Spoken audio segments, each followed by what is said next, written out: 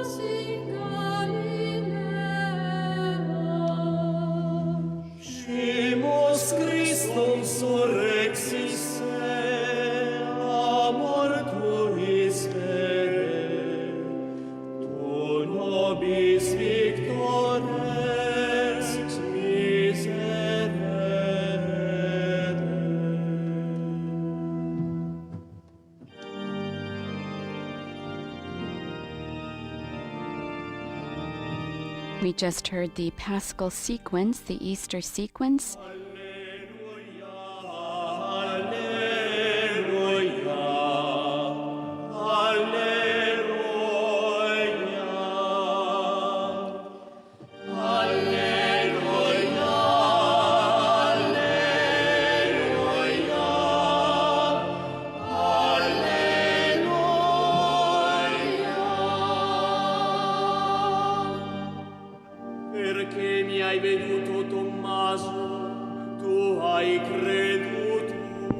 You believed, Thomas, because you have seen me, says the Lord.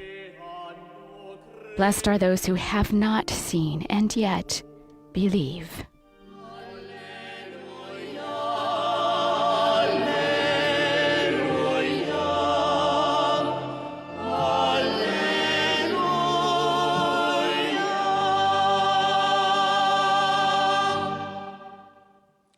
Il Signore sia con voi. E con il tuo spirito. Dal Vangelo secondo Giovanni. Gloria a te, o Signore. La sera di quel giorno, Our Gospel this morning from the Gospel according to John. erano chiuse le porte del luogo dove si trovavano i discepoli per timore dei giudei. On the evening of that day, the first day of the week, the doors being shut where the disciples were, for fear of the Jews, Jesus came and stood among them and said to them, "Peace be with you." When he had said this, he showed them his hands and his side. Then the disciples were glad when they saw the Lord. Jesus said to them again, "Peace be with you. As the Father has sent me, even so I send you." And when he had said this, he breathed on them and said to them, "Receive the Holy Spirit. If you forgive the sins of any, they are forgiven. If you retain the sins of any, they are retained." Now Thomas, one of the 12, called the twin, was not with them when Jesus came. So the other disciples told him, "We have seen the Lord." But he said to them, "Unless I see in his hands the print of the nails, and place my finger in the mark of the nails, and place my hand in his side, I will not believe." 8 days later, his disciples were again in the house, and Thomas was with them. Venne Gesù a porte chiuse, The doors were shut. stette in mezzo e But disse, Jesus came and stood among them and said, "Peace be with poi disse a you." Tommaso, Then metti qui il he tuo said to dito Thomas, e guarda le mie mani, "Put your finger prendi here la tua and mano see my e mettila hands, nel mio fianco, and put out your hand e non and place essere it in my incredulo, side. Do ma not be credete." faithless, but believing." Gli rispose Tommaso, mio Thomas Signore answered him, e mio Dio. "My Lord and my Gesù God." gli disse, perché mi hai Jesus said to veduto, him, tu hai creduto. "You have believed because you have seen Non me. hanno visto e Blessed hanno creduto. are those who have not seen and yet believe." Gesù in presenza dei suoi discepoli fece molti altri segni. Now Jesus did many other signs in the presence of the disciples which are not written in this Questi book, sono stati but scritti these perché are written crediate che that Gesù you may è il Cristo, believe il that Figlio di Jesus Dio, is the Christ, the Son e of perché God, credendo and that abbiate la believing vita nel suo nome. you may have life in His Parola del name. Signore.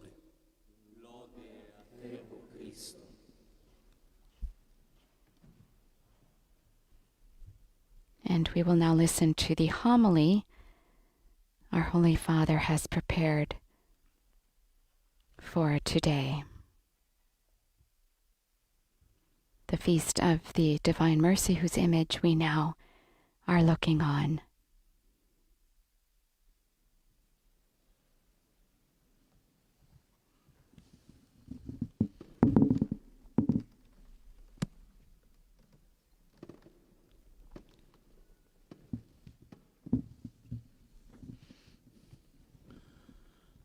Domenica scorsa abbiamo celebrato la resurrezione del Maestro. Oggi assistiamo alla risurrezione del discepolo. Last Sunday, we celebrated the Master's resurrection. Today, we witness the resurrection of his disciple.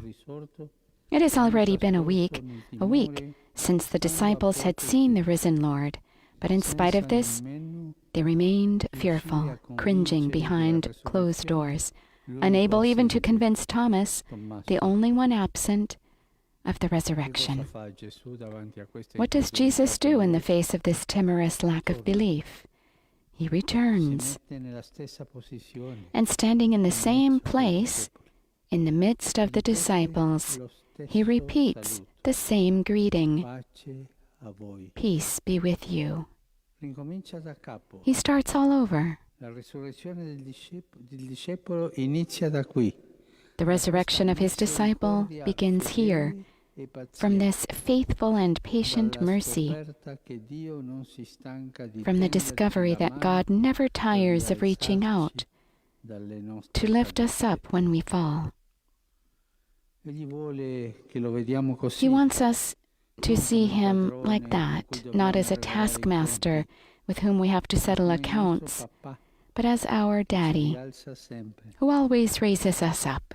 In life, we go forward tentatively, uncertainly, like a toddler who takes a few steps and falls, a few steps more and falls again, falls and falls again. Yet each time his Father puts him back on his feet. The hand that always puts us back on our feet is mercy.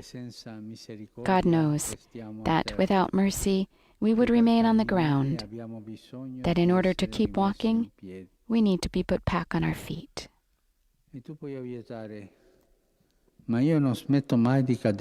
You may object, but I'll never keep from falling. I'll always keep falling. The Lord knows this, and He is always ready to raise you up. He does not want us to keep thinking about our failings. Rather, He wants us to look to Him. For when we fall, He sees children needing to be put back on their feet. In our failings, He sees children in need of His merciful love.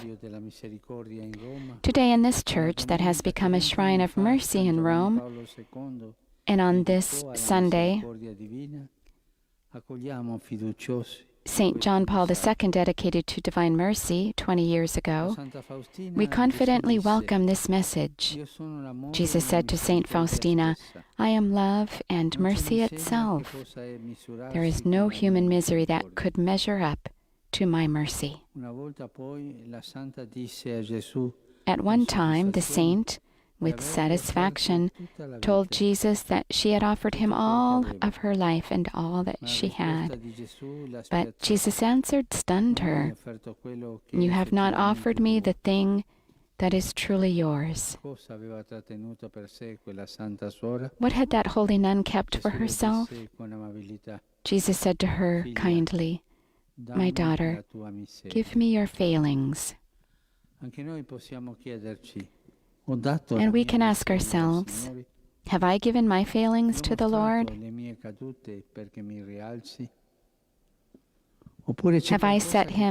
Have I let him see me fall so that he can raise me up?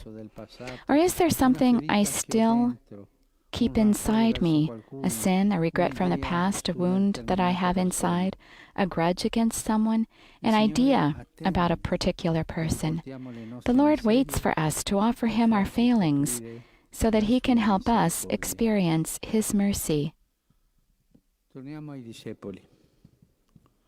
Avevano abbandonato il Signore durante la passione e si sentivano colpevoli. Ma Gesù, incontrandoli, non fa. Let us go back to the disciples. They had abandoned the Lord at his passion and felt guilty. But meeting them, Jesus did not give a long sermon. To them who were wounded within, he shows his own wounds.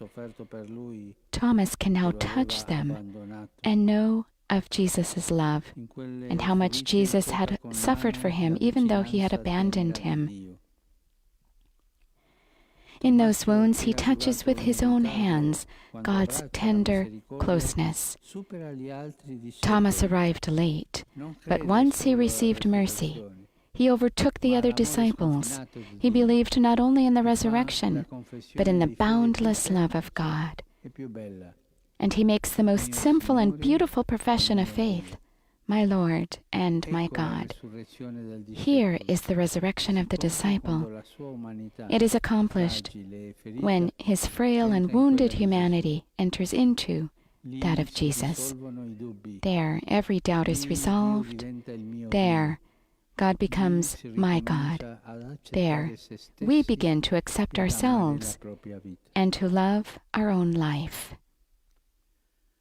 Cari fratelli e sorelle, nella prova che stiamo attraversando anche noi, come Tommaso, con i nostri timori e i nostri dubbi, ci siamo ritrovati fragili.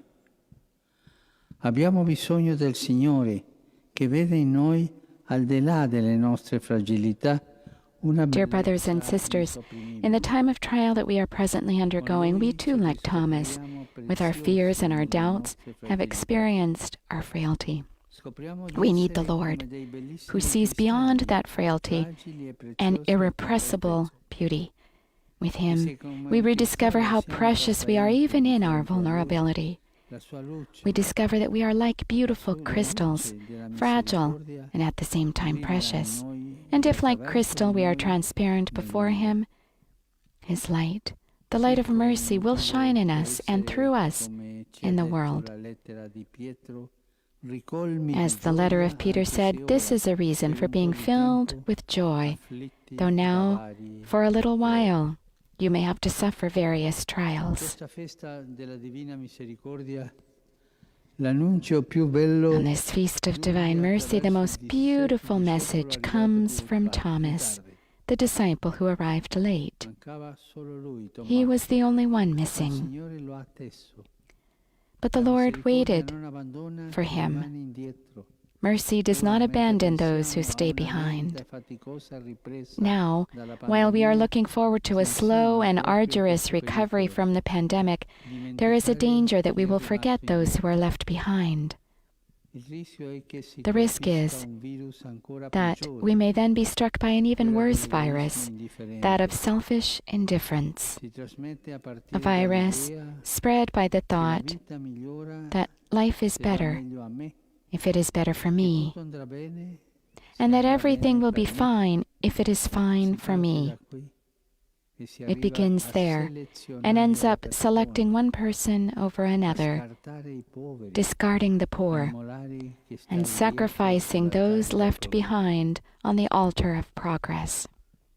Questa pandemia ci ricorda però che non ci sono differenze ai confini tra chi The present pandemic, however, reminds us that there are no differences or borders between those who suffer.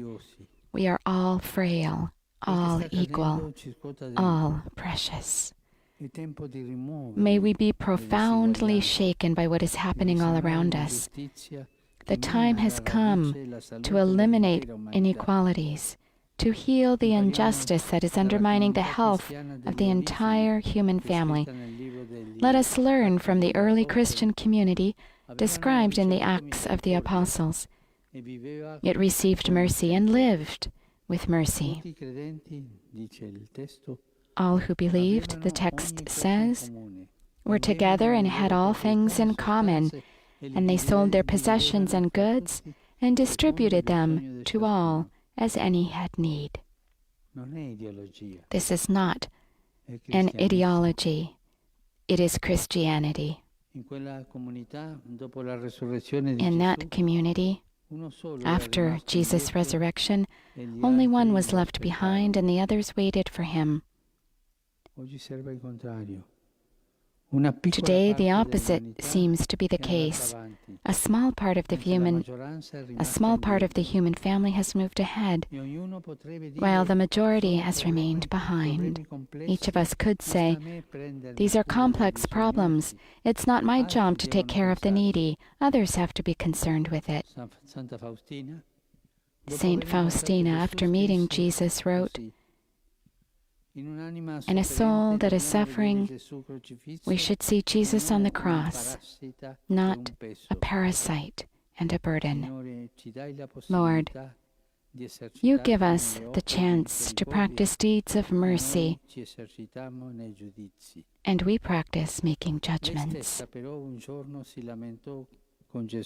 Yet she herself complained one day to Jesus that in being merciful, one is thought to be naive. She said, "Lord, they often abuse my goodness." And Jesus replied, "Never mind, don't let it bother you. Just be merciful to everyone, always. To everyone. Let us not think only of our own interests, our vested interests. Let us welcome this time of trial as an opportunity to prepare for our collective future without discarding anyone. Because without an all-embracing vision, there will be no future for anyone. Today, the simple and disarming love of Jesus revives the heart of his disciple. Like the Apostle Thomas, let us accept mercy, the salvation of the world, and let us show mercy to those who are most vulnerable, for only in this way will we build a new world.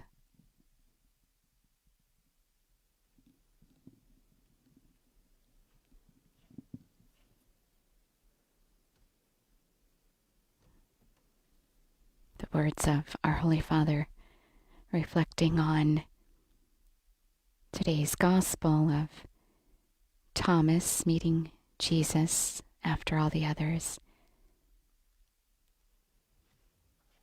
and rising because he is able to see his own weakness in Jesus' weakness, being able to touch the wounds that saved him.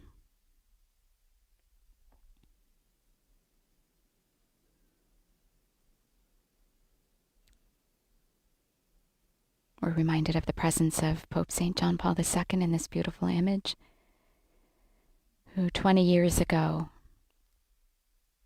instituted the second Sunday of Easter as Divine Mercy Sunday. Padre onnipotente, creatore del cielo e della terra, di tutte le cose visibili e invisibili. Credo in un solo Signore Gesù Cristo. I believe in one God, the Father Almighty, maker of heaven and earth, of all things visible and invisible. I believe in one Lord Jesus Christ, the only begotten Son of God, born of the Father before all ages, God from God, light from light, true God from true God, begotten, not made, consubstantial with the Father. Through him all things were made. For us men and for our salvation he came down from heaven and became man, and by the Holy Spirit was incarnate of the Virgin Mary, and became man. For our sake he was crucified under Pontius Pilate. He suffered death and was buried, and rose again on the third day in accordance with the Scriptures. He ascended into heaven and is seated at the right hand of the Father. He will come again in glory to judge the living and the dead, and his kingdom will have no end. I believe in the Holy Spirit, the Lord, the giver of life, who proceeds from the Father and the Son, who with the Father and the Son is adored and glorified, who has spoken through the prophets. I believe in one holy, Catholic, and Apostolic Church. I confess one baptism for the forgiveness of sins, and I look forward to the resurrection of the dead and the life of the world to come. Amen.